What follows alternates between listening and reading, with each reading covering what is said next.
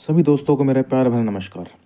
मैं आप सभी का क्वालिटी क्लासेस के इस ऑथेंटिक प्लेटफॉर्म पे बहुत बहुत स्वागत करता हूँ। दोस्तों, जैसा कि आप सभी को पता है कि रेलवे के अंदर ग्रुप डी के दोस्तों जो फॉर्म है वो निकल चुके हैं और उनको दोस्तों जो है भरना अब सभी ने शुरू कर दिया है। तो साथियों, और एग्ज़ाम डेट भी दोस्तों ज़्यादा दूर नहीं है और एग्ज़ाम भी इसका दोस्तों जल्द अनाउंस होने वाला है। लगभग जून के आसपास दोस्तों इसका एग्ज़ाम हो जाएगा। तो साथियों, इसका जो इस एग्ज़ाम में दोस्तों जो सेक्शन आएगा जीके जीएस का जो पोर्शन आएगा दोस्तों, उसके लिए दोस्तों हमने एक अपनी एक सीरीज़ शुरू की है साथियों। और इस सीरीज़ की आप आज अपनी फर्स्ट क्लास है। और साथियों, इस सीरीज़ में हम जो पीछे प्रीवियस ईयर क्वेश्चंस है दोस्तों, रेलवे में जो ग्रुप डी में जो एनटीपीसी में पूछे गए क्वेश्चंस हैं साथियों, उनको में जो जीके क्वेश्चन पूछे गए थे, जीके के जीएस के क्वेश्चन जो साथियों पूछे गए थे, उनका दोस्तों जो उनमें से बेहतरीन क्वेश्चंस हैं, जो दोस्तों आसान क्वेश्चन है वो मैं मानता हूँ वो आपको आते हैं, लेकिन उनमें से जो बेहतरीन क्वेश्चंस हैं जहाँ पे बच्चे थोड़ा सा डाउट में रहते हैं, जहाँ पे उनको एक्सप्लेनेशन की ज़रूरत है साथियों, तो वो क्वेश्चंस मैं उनके लिए आपके लिए लेके आया हूँ दोस्तों। और मैं उम्मीद करता हूँ कि आप इस सीरीज़ को फॉलो करोगे, अपने दोस्तों के साथ दोस्तों शेयर करोगे। तो चलो दोस्तों शुरू करते हैं इस सीरीज़ का फर्स्ट क्वेश्चन।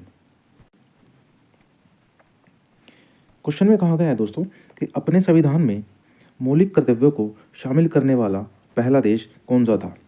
साथियों, कौन सा ऐसा देश था जिसने मौलिक कर्तव्य अपने जो है संविधान में शामिल किए। और साथियों, हमने ये जो सीरीज चलाई है दोस्तों, ये बाइलिंगुअल सीरीज है। आपको क्वेश्चन हिंदी में मिलेगा और इंग्लिश में मिलेगा दोस्तों। तो दोस्तों बताओ कौन कौन सा देश हो जाएगा वो जिसने फंडामेंटल ड्यूटीज़ हैं अपने देश में सबसे पहले ऐड करी। तो साथियों, इसका राइट आंसर क्या हो जाएगा। साथियों, अल्बानिया इसका आंसर नहीं है, भारत इसका आंसर नहीं है और पोलैंड इसका आंसर नहीं है। तो साथियों, इसका राइट आंसर हो जाएगा सोवियत संघ। और सोवियत संघ को हम पूरा क्या बोलते हैं, सोवियत संघ रूस, इसको हम बोलते हैं दोस्तों। रूस की राजधानी क्या हो जाएगी, रूस की राजधानी हो जाएगी मॉस्को। और साथियों, पोलैंड की राजधानी क्या हो जाएगी, तिराना। पोलैंड की राजधानी हो जाएगी तिराना। और अल्बानिया की राजधानी क्या हो जाएगी, वारसा। वारसा। अब साथियों, जो ये मौलिक कर्तव्य हैं ये सबसे पहले तो रूस ने ऐड करे, लेकिन दोस्तों ये मौलिक कर्तव्य को भारत के संविधान में भी ऐड किया गया है। साथियों, क्वेश्चन यहाँ से बन सकता है, तो मैं आपको उसके एक डिटेल बता देता हूँ कि क्वेश्चन क्या है, कैसे है। अगर भारत के कॉन्टेक्स्ट में क्वेश्चन है तो वो कैसे पूछा जाएगा दोस्तों। अब ये देखिए आप, भारत के संविधान में मौलिक कर्तव्य दोस्तों 42 कॉन्स्टिट्यूशन अमेंडमेंट कौन सा था दोस्तों, कौन सा था, कॉन्स्टिट्यूशन अमेंडमेंट 42 था। और सन कौन सा था दोस्तों, वर्ष 1976 में सरदार स्वर्ण सिंह समिति दोस्तों, कौन सी समिति, सरदार स्वर्ण सिंह समिति की सिफारिश पर संविधान के भाग भाग कौन सा दोस्तों, 4A 4A में। और दोस्तों आर्टिकल पूछे दोस्तों 51A के तहत जोड़ेंगे। देखो साथियों, समिति पूछे सरदार स्वर्ण सिंह समिति, आर्टिकल पूछे आर्टिकल 51A के तहत, और दोस्तों भाग पूछे भाग 4A के तहत, और वर्ष पूछे 1976 में, और अगर कॉन्स्टिट्यूशन अमेंडमेंट पूछे तो 42वें संविधान संशोधन के तहत। और दोस्तों, भारत के संविधान में जो मौलिक कर्तव्य है उनकी गिनती कितनी है दोस्तों, है कितने, 1 2 3 4 5 6 7 8 10 20 दोस्तों कितनी है, ये हो जाएंगे 11 मौलिक कर्तव्य हैं दोस्तों। लेकिन साथियों, एक यहाँ इंपॉर्टेंट चीज़ मैं बताता हूँ आपको।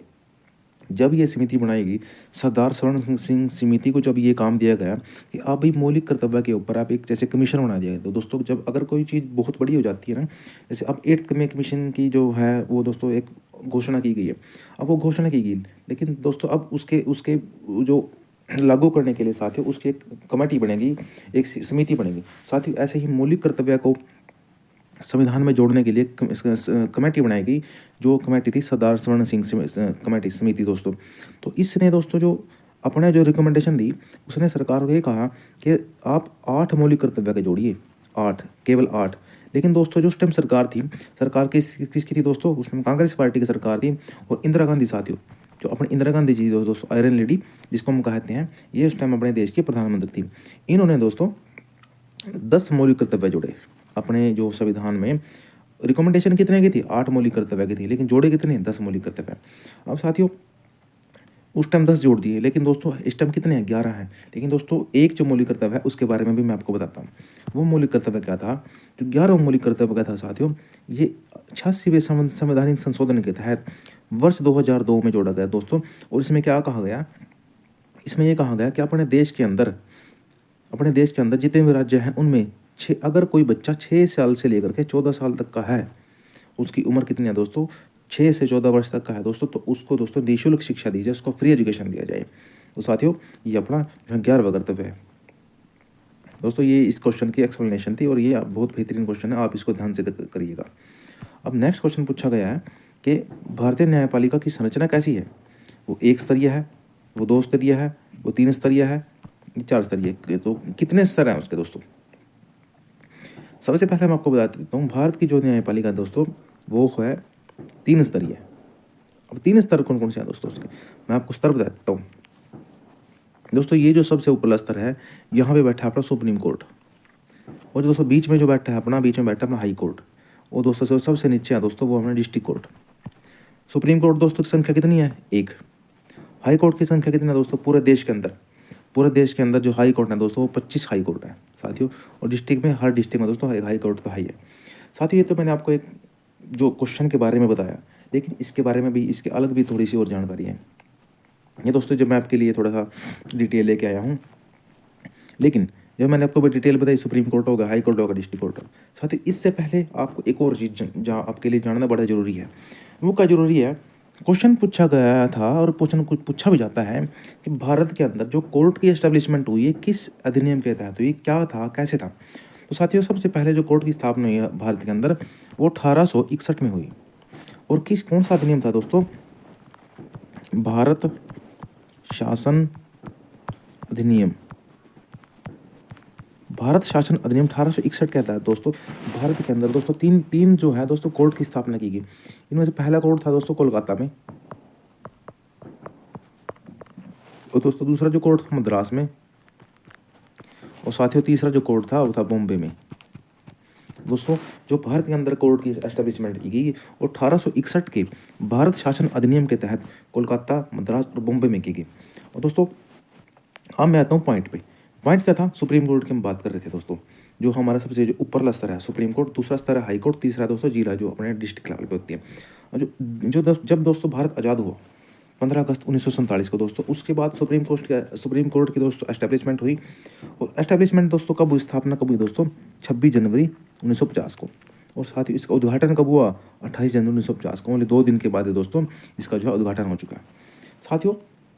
जब सुप्रीम कोर्ट की स्थापना की गई तब उस समय दोस्तों चीफ जस्टिस और टोटल जज कितने थे साथियों, आपको पता है कि चीफ जस्टिस तो अपने जो सुप्रीम कोर्ट का दोस्तों एक ही होता है, आज भी एक ही होता है और उस टाइम भी एक ही था।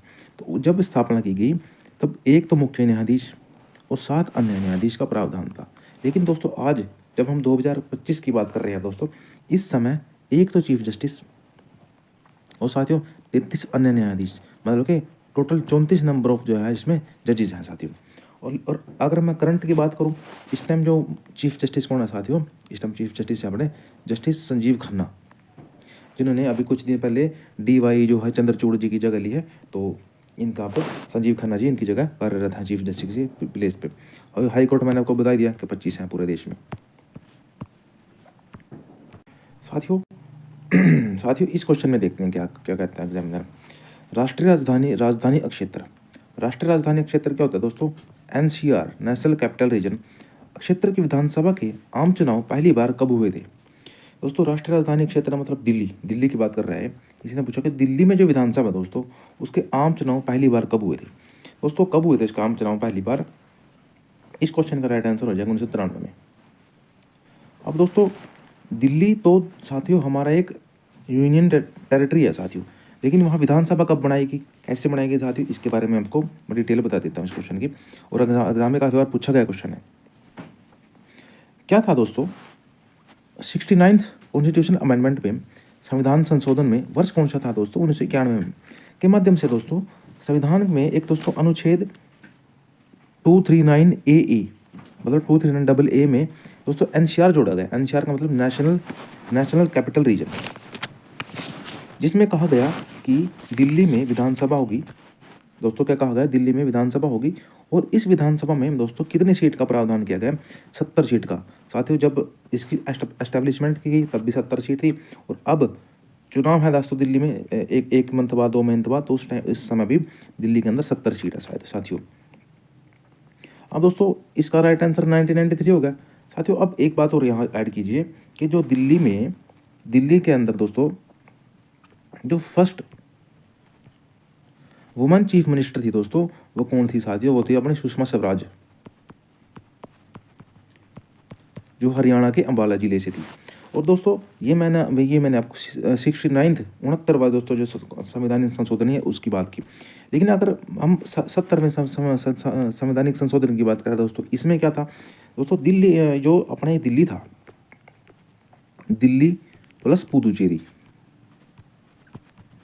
साथियों पूरे देश के अंदर 28 तो हैं अपने राज्य, और दोस्तों 8 हैं अपने केंद्र शासित प्रदेश। 8 केंद्र शासित प्रदेश में आज के समय की बात कर रहा हूँ दोस्तों, जब मैं 2025 में आपको पढ़ा रहा हूँ ये, आज के समय 2025 के अंदर जो विधानसभा है साथियों, जो 28 राज्य है दोस्तों, उनमें तो विधानसभा है ही है, लेकिन केंद्र शासित प्रदेश जो हैं उनमें एक तो दिल्ली हो गया दोस्तों, और एक पुदुचेरी, और तीसरा जम्मू कश्मीर। दोस्तों जम्मू कश्मीर, पुदुचेरी और दिल्ली 3 ऐसे यूटी हैं, यूनियन टेरिटरी हैं, जिनके अंदर विधानसभा है। लेकिन मैं बात कर रहा हूँ उस टाइम 70वें कॉन्स्टिट्यूशन अमेंडमेंट की, संवैधानिक संशोधन की। इसमें क्या कहा गया था? जो दिल्ली है और पुदुचेरी, इन दोनों के अंदर जो विधानसभा है साथियों, दिल्ली और पुदुचेरी की विधानसभा के जो निर्वाचित सदस्य हैं, मतलब कि जो इनमें इलेक्टेड मेंबर्स हैं, उनको दोस्तों जो राष्ट्रपति का जब चुनाव होता है, राष्ट्रपति दोस्तों के जो चुनाव होता है, उसके निर्वाचन मंडल में शामिल किया गया। मतलब वो वोट कास्ट कर सकते हैं। मतलब जब राष्ट्रपति की जो वोट पड़ती हैं दोस्तों, राष्ट्रपति की वोट वही डालते हैं जो स्टेट के, जो हर भारत के अंदर जितने भी स्टेट हैं उनके जो इलेक्टेड मेंबर्स हैं, मतलब जो एमएलएज हैं, एमपीज हैं, जो एमएलसीज हैं, वो जो उनकी जो वोट होती है उसके उनके हिसाब से दोस्तों राष्ट्रपति का जो है इलेक्शन होता है। तो 70वें अमेंडमेंट में यही कहा गया कि दिल्ली और पुदुचेरी के जो इलेक्टेड मेंबर्स हैं, इनको राष्ट्रपति के चुनाव में निर्वाचन मंडल में शामिल किया गया दोस्तों। ये बहुत ही इंपॉर्टेंट हो जाता है साथियों। अब दोस्तों क्या क्वेश्चन है? आरबीआई के केंद्रीय निदेशक मंडल को कितने वर्षों की अवधि के लिए नियुक्त किया जाता है? The central board of directors of RBI is appointed for a terms of. दोस्तों क्या आंसर हो जाएगा इसका 2 वर्ष के लिए, 3 वर्ष के लिए, 4 वर्ष के लिए, 5 वर्ष के लिए। तो साथियों इसका राइट आंसर हो जाएगा 4 वर्ष के लिए। तो जो आरबीआई का जो केंद्रीय निदेशक मंडल है उसको 4 वर्ष की अवधि के लिए नियुक्त किया जाता है। साथियों अब आरबीआई की बात हो चुकी है यहाँ पे। आरबीआई के बारे में दोस्तों हम इसका पोस्टमार्टम कर देते हैं हम आरबीआई का। कितने भी एग्जामिनर कहीं से क्वेश्चन पूछ लें तो क्वेश्चन हमके बच्चे के नहीं जाने वाला है। साथियों आरबीआई की फुल फॉर्म तो आपको पता ही है, रिजर्व बैंक ऑफ इंडिया। सबसे पहले बात कर लेते हैं आरबीआई आया कैसे, कब स्थापना हुई इसकी, क्या किस एक्ट के द्वारा स्थापना हुई इसकी? तो साथियों आरबीआई की स्थापना हुई भारत शासन अधिनियम 1935 के द्वारा। और दोस्तों जब इसकी स्थापना की गई, आरबीआई की जब स्थापना की गई, आरबीआई की दोस्तों स्थापना भारत के अंदर कहाँ की गई? ये की गई कोलकाता में, तो इसका मुख्यालय भी कोलकाता में ही बनाया गया। जब आरबीआई की स्थापना 1935 में की गई दोस्तों, तब इसका मुख्यालय कोलकाता था। तो साथियों 2 साल तक 1935 से लेके 1937 तक इसका मुख्यालय कोलकाता रहा। लेकिन 1937 में जो है इसका मुख्यालय दोस्तों कोलकाता से दोस्तों मुंबई शिफ्ट कर दिया गया। और दोस्तों अगर हम इसके गवर्नर की बात कर लेते हैं साथियों, इसका फर्स्ट गवर्नर था दोस्तों, वो था ओसबोर्न स्मिथ। लेकिन अगर आपको एग्जाम में पूछे फर्स्ट भारतीय गवर्नर दोस्तों, अगर फर्स्ट भारतीय दे के पूछे तो इसका राइट आंसर हो जाएगा सी डी देशमुख। साथियों आपने यहाँ थोड़ा सा ध्यान देना है इस बात पे, अगर आपको फर्स्ट गवर्नर पूछे आरबीआई का फर्स्ट गवर्नर, क्योंकि आरबीआई की स्थापना 1935 में हो गई थी। 1935 में जब स्थापना हुई साथी, उस टाइम हमारे ऊपर ब्रिटिश का राज था, इसलिए ब्रिटिश ने ही इसकी स्थापना की, और उस टाइम ब्रिटिश वालों ने ही अपना जो फर्स्ट गवर्नर जो है अपना इस पर अपॉइंट किया, इसलिए फर्स्ट गवर्नर ओसबोर्न स्मिथ था। और अगर इंडिया की बात करें तो सी डी देशमुख था। इस समय जो गवर्नर है दोस्तों 26 गवर्नर है, और गवर्नर का नाम क्या हो जाएगा? संजय मल्होत्रा। और जिससे पीछे थे वो थे दोस्तों शशिकांत दास, जो अपने 25 थे दोस्तों। और दोस्तों एक और क्वेश्चन पूछा जाता है कि जो अपना आरबीआई है, आरबीआई का जो दोस्तों राष्ट्रीयकरण कब किया गया? तो दोस्तों आरबीआई का राष्ट्रीयकरण किया गया 1 जनवरी 1949 को। साथियों ये भी एक प्रीवियस ईयर क्वेश्चन पूछा गया है। अब यह एक हिस्ट्री का क्वेश्चन है साथियों। क्या क्वेश्चन है? बाघ गुफाओं पर बने चित्रों का संबंध निम्नलिखित में से किस काल से है? काल है दोस्तों, काल। तो साथियों बाघ गुफाओं पर बने चित्रों का संबंध किस काल से है साथियों? मौखरी काल से है, मौर्य काल से है, चोल काल से है, गुप्त काल से है। इसका राइट आंसर क्या हो जाएगा दोस्तों? इसका राइट आंसर हो जाएगा गुप्त काल। गुप्त काल जो है इसका राइट आंसर है साथियों। अब मैं इसका थोड़ी सी एक गुप्त काल से संबंधित मैं आपको एक दो चीज़ें बता देता हूँ जो आपके एग्जाम पॉइंट ऑफ व्यू से बहुत इंपॉर्टेंट है। गुप्त वंश का जो संस्थापक था दोस्तों, ये कौन था? श्रीगुप्त था। ये दोस्तों गुप्त वंश का संस्थापक था। अगर आपको दोस्तों वास्तविक संस्थापक पूछे, वास्तविक संस्थापक कौन हो जाएगा? चंद्रगुप्त प्रथम। अरे बहुत इंपॉर्टेंट बात बताई मैंने आपको, संस्थापक श्रीगुप्त और वास्तविक संस्थापक चंद्रगुप्त प्रथम। और दोस्तों गुप्त वंश से संबंधित एक और बहुत इंपॉर्टेंट क्वेश्चन है। सर्वप्रथम जो सती प्रथा का उल्लेख है साथियों, सती प्रथा को लेकर दोस्तों कहाँ पाया गया था? भानुगुप्त तृतीय। किसका अभिलेख में? भानुगुप्त तृतीय का दोस्तों। उस अभिलेख का नाम क्या था? एरन अभिलेख। सती प्रथा का दोस्तों जो सबसे पहले प्रथम उल्लेख है दोस्तों, भानुगुप्त तृतीय के एरन अभिलेख में पाया गया था साथियों। और दोस्तों जब ऑप्शन में जब हमने पढ़े थे इसके, चोल वंश से संबंधित कुछ बात कही गई थी, तो चोल वंश का जो संस्थापक है कौन सा, वो कौन हो जाएगा? विजयालय। चोल वंश का विजयालय। और मौर्य वंश का हो जाएगा साथियों चंद्रगुप्त मौर्य। और दोस्तों मौखरी वंश का हरिवर्मन। साथियों ये जो संस्थापक है साथियों आपके लिए बहुत इंपॉर्टेंट है, यहाँ से डायरेक्ट क्वेश्चन पूछता है एग्जामिनर कहीं ना किसी एग्जाम में। अब दोस्तों सिखों के जो गुरु हैं उनसे संबंधित क्वेश्चन पूछा गया और काफ़ी बार क्वेश्चन पूछे जाने की संभावना पहले भी थी, अब भी है और आगे भी आने वाले एग्जाम में रहेगी। किस सिख आध्यात्मिक गुरु ने जहांगीर के विद्रोही पुत्र खुसरो की सहायता की थी? दोस्तों इसका नाम खुसरो तो है, लेकिन इसका जो पूरा नाम है साथियों वो है खुसरो मिर्जा। इसको पूरा नाम क्या था? खुसरो मिर्जा। अब कौन से गुरु थे जिन्होंने जहांगीर के विद्रोही पुत्र खुसरो मिर्जा की सहायता की थी? वो थे साथियों गुरु अर्जुन देव। गुरु अर्जुन देव जी ने जहांगीर के विद्रोही पुत्र खुसरो की सहायता की थी। और ये सहायता कब की थी दोस्तों? इन्होंने सहायता कब, गुरु अर्जुन देव ने खुसरो की सहायता 1605 ईस्वी में की थी। और इसलिए जहांगीर ने 1606 ईस्वी में इनको फांसी दे दी थी। जहांगीर ने अर्जुन देव को फांसी दे दी थी इसलिए। और दोस्तों जहांगीर का जो टाइम पीरियड था वो क्या था? जहांगीर का टाइम पीरियड था 1605 से लेकर के 1627 तक। तो ये जो है मुगल बादशाह की गद्दी पर रहे जहांगीर। और दोस्तों एक दो बात और बताता हूँ मैं आपको, काफ़ी इंपॉर्टेंट हो जाती है आपके लिए। वो क्या है? वो ये है कि अगर मैं लंगर की बात करूँ, लंगर प्रथा, लंगर प्रथा की जो दोस्तों स्थापना करी थी वो किसने करी दोस्तों? गुरु नानक देव ने। और दोस्तों अंतिम गुरु कौन से दोस्तों? 10वें नंबर के गुरु कौन से थे इसके? गुरु गोविंद सिंह। और दोस्तों वही गुरु गोविंद सिंह जिन्होंने 1699 में दोस्तों खालसा पंथ की स्थापना की थी। खालसा पंथ की स्थापना किसने करी दोस्तों? ये करी गुरु गोविंद सिंह ने 1699 में साथियों। नेक्स्ट क्वेश्चन पे चलते हैं दोस्तों। एक और इम्पोर्टेंट बात दोस्तों, जैसे मैंने आपको बताया कि जो लंगर की स्थापना थी, लंगर की स्थापना किसने करी? लंगर की स्थापना करी गुरु नानक देव ने। लेकिन दोस्तों इसका स्थायी किसने बनाया? लंगर प्रथा को स्थायी बनाया गुरु अंगद देव ने। और खालसा पंथ की स्थापना मैंने आपको अभी बताया 10वें गुरु थे सिखों के, गुरु गोविंद सिंह ने करी। अब दोस्तों इस बात एक नेक्स्ट क्वेश्चन की बात कर लेते हैं कि भारत के किस स्वतंत्रता सेनानी ने सारे जहां से अच्छा गीत की रचना करी? साथ ही कौन से थे वो अपने स्वतंत्रता सेनानी थे, फ्रीडम फाइटर थे, जिन्होंने ये जो गीत है इसकी रचना करी? महात्मा गांधी थे, भीमराव अम्बेडकर थे, या ज्योतिबा फूले थे, या मोहम्मद इकबाल थे? तो कौन से दोस्तों? मोहम्मद इकबाल। मोहम्मद इकबाल ऐसे अपने स्वतंत्रता सेनानी हुए जिन्होंने सारे जहां से अच्छा जो है गीत लिखा। साथ ही ये क्वेश्चन पूछा गया, क्या पूछा गया कि सारे जहां से अच्छा है ये जो गीत है, इसका जो दूसरा नाम क्या है? इसका दूसरा नाम है तराना ए हिंदी। इसका दूसरा नाम है दोस्तों, ये भी एग्जाम में पूछा गया क्वेश्चन है। और इसकी रचना कब की गई? इसकी रचना कब की? 16 अगस्त 1904 को। 1904 को तराना ए हिंद, या जो ये है सारे जहां से अच्छा, इसकी रचना की गई। और दोस्तों जो अपने ज्योतिबा फूले जी हैं, ज्योतिबा फूले के बारे में मैं आपको कुछ बताता हूँ। एक दोस्तों एक समाज था सत्यशोधक समाज। सत्यशोधक समाज की जो स्थापना की गई वो किसने करी? वो ज्योतिबा फूले ने कब करी। लेकिन कब करी साथियों?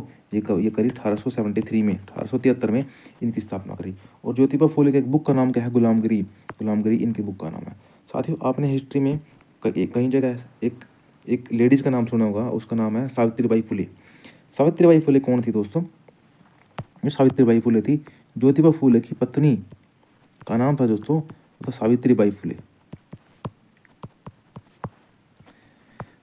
और दोस्तों सावित्रीबाई फुले जो थी, ये कौन थी? इनकी पत्नी तो थी, लेकिन भारत की साथियों अगर प्रथम शिक्षिका के लिए किसी को जाना जाता है तो सावित्रीबाई फुले को जाना जाता है। तो भारत की प्रथम शिक्षिका कौन थी? सावित्रीबाई फुले थी साथियों। और दोस्तों गांधी जी भारत कब आए थे? 9 जनवरी 1915 को। और इसीलिए 9 जनवरी को प्रवासी जो है भारतीय दिवस मनाया जाता है दोस्तों। भारतीय संविधान द्वारा अनुच्छेद 368 के तहत कितने प्रकार के संशोधनों का उल्लेख किया गया? दोस्तों क्वेश्चन बड़े ध्यान से सुनिएगा, समझिएगा और पढ़िएगा। मैंने 368 अनुच्छेद के तहत की बात करी, मैंने संविधान के तहत की बात नहीं करी। मैंने कहा कि भारतीय संविधान द्वारा अनुच्छेद 368 के तहत कितने प्रकार के संशोधन का उल्लेख किया गया है दोस्तों। तो कितने प्रकार के दोस्तों संशोधन हो जाएंगे अनुच्छेद 368 के तहत? ओनली 2 प्रकार के। और कौन कौन से हो जाएंगे दोस्तों? कौन कौन से हो जाएंगे साथियों? ये हो जाएंगे अपने, पहला विशेष बहुमत से, और साथ ही दूसरा कौन सा हो जाएगा? विशेष बहुमत प्लस आधे राज्यों की विधानसभाओं द्वारा। तो साथियों अनुच्छेद 368 में 2 प्रकार के जो है संविधान संशोधन की जो है उसकी जो मान्यता है। पहली कौन सी है? विशेष बहुमत से, और दूसरी कौन सी हो जाएगी? विशेष बहुमत प्लस आधे राज्यों की विधानसभाओं द्वारा। लेकिन अगर मैं संविधान के प्रकार पूछूं, मतलब संविधान के तहत कितने प्रकार के संशोधन हो सकते हैं? संविधान के तहत हो सकते हैं 3 प्रकार के संशोधन। तो कौन कौन से हो सकते हैं दोस्तों? पहला है साधारण प्रक्रिया द्वारा। दूसरा है साथियों विशेष। और दोस्तों तीसरा कौन सा हो जाएगा? तीसरा यही है जो इसमें सेकंड नंबर पे है, विशेष बहुमत प्लस आधे राज्यों की विधानसभाओं द्वारा जो ये जो संशोधन है, ये इसका टाइप है तीसरा। और क्वेश्चन ये दोस्तों जियोग्राफी का क्वेश्चन है। क्या पूछा गया कि निम्नलिखित में से कौन सी पर्वतमाला राजस्थान राज्य से संबंधित है? साथियों अगर आपने जियोग्राफी को एक बार भी पढ़ा है साथियों, 1-2 बार भी रिवीजन किया है, तो आप इस क्वेश्चन को बहुत आराम से अटेम्प्ट कर सकते हो, अच्छे तरीके से हैंडल कर सकते हो। तो राजस्थान से कौन सी हो जाएगी दोस्तों? सतपुड़ा, सह्याद्री, अरावली या विंध्य? साथियों अरावली पर्वतमाला जो है राजस्थान से संबंधित है, क्योंकि दोस्तों अरावली जो पर्वतमाला है ये दिल्ली से हरियाणा, हरियाणा से राजस्थान, और राजस्थान से गुजरात, तो इन स्टेट में से जाती है। और अरावली का जो सबसे ऊंची जो पर्वत चोटी है अरावली की, उसका नाम क्या है दोस्तों? गुरु शिखर। गुरु शिखर दोस्तों क्या चोटी का नाम है साथियों। दोस्तों इसमें एक सह्याद्री और सतपुड़ा के बारे में भी चर्चा की गई है। मैं आपको बताता हूँ सह्याद्री के बारे में। दोस्तों सह्याद्री है, सह्याद्री की अगर सबसे ऊंची चोटी पूछूं मैं, सबसे ऊंची चोटी पूछूं तो कौन सी हो जाएगी दोस्तों? अनुमैदी। और ये है कहाँ, किस स्टेट में है साथियों? ये हो जाएगी केरला में। अगर मैं दोस्तों आपको सतपुड़ा के बारे में पूछूं तो सतपुड़ा की सबसे ऊंची चोटी कौन सी हो जाएगी? धूपगढ़ी। जी ये दोस्तों किस राज्य में है? ये अपने है मध्य प्रदेश में। ये दोस्तों मैंने आपको अरावली के बारे में बताया, सबसे छोटी सी गुरु शिखर दिल्ली, हरियाणा, राजस्थान, गुजरात से जो है निकलती है यहाँ से। और दोस्तों भारत में वित्तीय वर्ष कब से कब तक चलते हैं? मतलब जो फाइनेंशियल ईयर है साथियों वो कब से कब तक चलता है? 1 अप्रैल से 31 मार्च, 1 फरवरी से 31 जनवरी, 1 जुलाई से 31 जून, या 1 जनवरी से 31 दिसंबर। तो साथियों जैसे कि आप सभी को पता है कि अपना जो है फाइनेंशियल ईयर है 1 अप्रैल से 31 मार्च तक जो है अपना फाइनेंशियल ईयर भारत में चलता है। साथियों जो वित्तीय वर्ष की बात की गई है, वित्तीय वर्ष का संबंध किससे है? वित्तीय वर्ष का संबंध है दोस्तों आर्टिकल 112 से। आर्टिकल 112 में क्या है साथियों? आर्टिकल 112 में अपना बजट, जो बजट है, बजट का मतलब वार्षिक वित्तीय विवरण, वार्षिक वित्तीय विवरण को दोस्तों हम बजट के नाम से भी जानते हैं। और साथियों जो बजट है, बजट का जो सर्वप्रथम बजट पेश किया था वो किसने किया था? जेम्स विलियम ने। तो इसलिए भारत में जो बजट का जन्मदाता है दोस्तों, बजट का जन्मदाता किसको कहा जाता है? जेम्स विलियम को कहा जाता है।